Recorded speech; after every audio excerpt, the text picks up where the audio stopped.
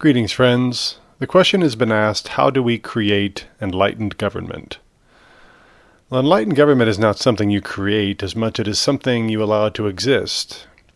You see, the circumstances that surround you are a direct reflection of your consciousness, what you think, feel, and believe, and how you see yourself relative to the people and circumstances around you. This is true on a personal level and on a global level. Your personal circumstances are a direct reflection of your individual consciousness, and the circumstances of your societies are a direct reflection of the collective consciousness of the people within them. As you think, feel, and believe, so you manifest, often without being aware that you are creating unwanted circumstances. You experience some loss in life and you think to yourself, why did this happen to me? Well, you created it. You say, but I wasn't thinking about that thing that happened to me. Maybe not, but your thoughts and beliefs were vibrationally aligned with the unwanted event, and that is what allowed it to show up in your experience. It is a simple equation you have heard many times by many teachers. Like attracts like. So if you experience a fearful event, it is because the vibration of that event aligns with the strong vibration of fear in your thoughts. It can be no other way, for it is universal law. You are often unaware of the dominant vibration of your experience because there is so much that commands your attention today. The COVID-19 virus that has caused and is still causing so much upheaval is just one element. Geopolitical tensions and domestic political infighting add to it. Perhaps economic uncertainty is also present.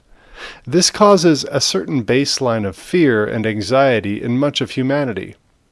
In addition, you also seek out fearful and anxiety-ridden circumstances in your entertainment.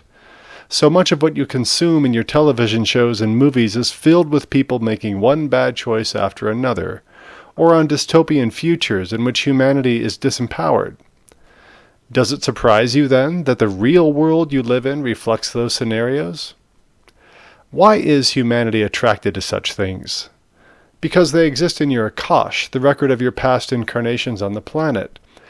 You have lived through lifetime after lifetime in which danger and disappointment were a large part of your experience, and thus you have come to expect a certain degree of danger and disappointment as just part of life. Since you expect it, you receive it. If you have been deceived many times, you expect to be deceived again, and so you don't trust others. If you have experienced loss, you expect loss to show up, and that expectation draws loss to you. Currently, few humans are consciously connected with their Akashic remembrances, and so these memories just play in the background, driving the bus, so to speak. This is why we speak of enlightened government as something to be allowed rather than created. You will create it, and indeed you are slowly creating it now. However, you cannot conceive of the systems and structures of enlightened government if you are not enlightened with the high vibration that they will embody. Truths reveal themselves, but only when you are aligned with their resonant frequency. In fact, if you look back on recent human history, you will quickly notice that any attempt to create a more benevolent and equitable structure fails when the collective consciousness of humanity is not aligned with high vibration thoughts, feelings, and beliefs. Take communism, for example. In the past 100 years, the socio-political construct of communism has been a dominant force in shaping the lives of many humans, nations, and governments the world over.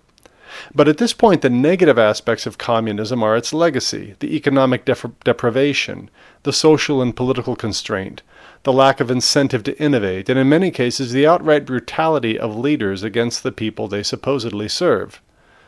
Why has it failed as a model for a more benevolent and equitable society? Simply because the consciousness of those in power is largely rooted in fear, greed, and the desire for revenge more than it is with the good of the people. The system reflects the consciousness of those who maintain it.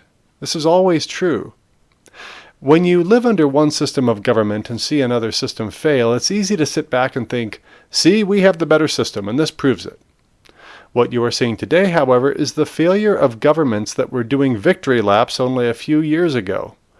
Representative democracies and social democracies are also finding it increasingly difficult to maintain their grip on power and set a course that the people agree with.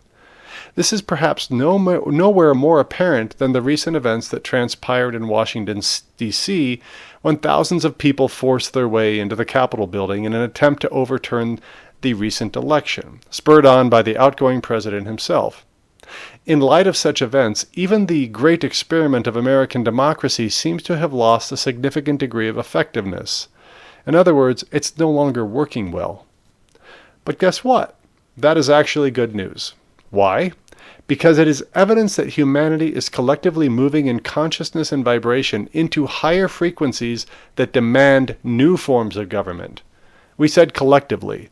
This is important because you can see there are still many pockets of low vibration thinking, fear-based beliefs that perpetuate racism, exploitation of one human by another, and cruelty to the earth and her non-human inhabitants are very apparent in your world today.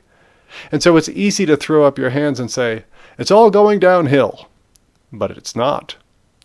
You see, you are seeing the emergence of all the negativity because it is being forced into the light via the collective consciousness of humanity that is vibrating at higher and higher frequencies.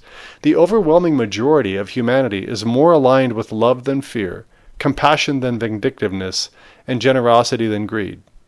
Enough of humanity holds these values sacred that it is tipping the balance toward love as the dominant vibration on the planet at a faster rate than you have ever known. These high vibration qualities are the same frequency as divine light, that which you call the love of God. And because this vibration is gaining more and more momentum, it is forcing all darkness to be exposed. Anything hidden in the dark becomes very easily agitated when light is shined upon it. Think about this. There is a reason why people and things hide in the dark. They do not want to be seen because they know they are out of alignment with the divine will that is a constant thread throughout all of creation. They know what is right and wrong. On some level, even if it is unconscious, they know. And when they refuse to embrace the light, even when it is glaring in their faces, they become even more agitated, more extreme. This is what you are witnessing in politics and religion all over the world right now. There are certain high-profile leaders and former leaders in the United States at this time who have openly supported the position that it is right to kill people who disagree with their point of view. These extremists have so locked into their fear-based view of the world that they have decided that anyone who does not see things their way is evil, and that they are the ones who were put here to make things right by whatever means are needed. Ironically, many of these same people proclaim to be devout Christians, and yet they are willing to ignore the basic truths upon which Christianity was built, the belief that it is wrong to kill. Of course, this is not new, but it illustrates very clearly where the fear-based human ego is driving the bus rather than the love-based higher self. We say to you, with all the love of the universe, anyone who advocates for harming another human being is sitting in the dark. But the good news is that today the light is being shined on them with greater brightness than at any time in human history. It may not seem like it in the moment because you feel sadness, anger, and anxiety when you see your fellow human beings behaving in these ways, and often doing so in the name of God. Again, this is nothing new. Remember the Inquisition? Remember the Crusades? What is different now, however, is that the collective consciousness of humanity has evolved to where the vast majority of humans have a much clearer understanding of what is divinely correct and what is not. This is why it hurts your heart so much to see the pain humans are causing each other. But know that it is just your light, your collective light, being shined on the darkest pockets of the human experience, and this is ultimately a good thing. After all, you cannot clean up what you cannot see. So we encourage you to remain steadfast, friends. When your fellow humans act out of fear, jealousy, greed, and a desire to make others experience their pain, double down on your commitment to model love, compassion, kindness, and forgiveness. This is how you allow a enlightened government to take hold in your world. And indeed, it is why you are here. You don't have to think about it. In fact, the more thought you put into it, the longer it may take. And you cannot think at a vibration higher than your own resonant frequency. Therefore, unless you are enlightened, you will not conceive of enlightened structures and systems. Your work is to increase your vibration to a high enough frequency that those enlightened systems and structures will reveal themselves to you. It is so simple, friends, that you often miss it. If you want a loving environment, model love to all humanity. Exclude nobody, no matter how your ego judges them or whatever damage you think they have done.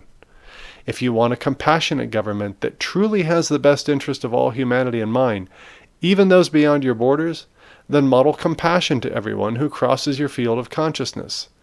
That means thinking benevolent, compassionate, loving thoughts to those other guys you see on the news doing whatever it is they do that angers or worries you. Send them love. Don't just say it, truly feel it. Imagine yourself embracing them in the way that you would your child or your parent or your beloved pet. Envision them receiving your love and melting in your arms. Envision them then carrying that high vibration forward and sharing it with others. Can you do this? Of course you can. Will you do it? Well, some are already deciding they will not. I can't show love to that person, they say, because it will validate their point of view. Or, they will see me as weak, and we all have to be very strong to stand up to them in these times. Friends, that is a very unenlightened view. It is a fear-based view, and therefore it is lengthening the amount of time it will take to realize the enlightened leadership and systems of power on this planet. If you do not understand this yet, then you have work to do. If you cannot envision yourself embracing your enemy and flowing love to them like you would the ones you love the most, you are not ready for enlightened government. If you think it will make you weak, then you do not know how powerful love really is. Again, everything in your experience reflects your consciousness. When your consciousness understands the true power of love and makes the expression of that transformative power your reason for living, then you will be ready for enlightened government. And at that point, it must happen. So please get started.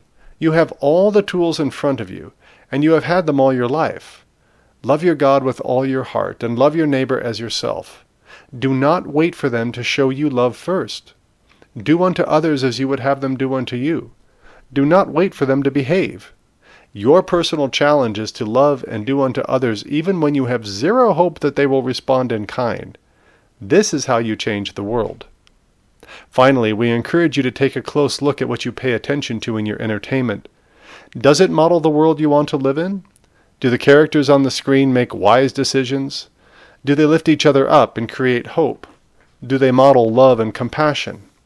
If not, we ask you to consider whether your attention to them is serving your consciousness or not. Remember, your world reflects your consciousness, and you are always in control of where you focus your consciousness. Please choose wisely. We wish you blessings on your journey.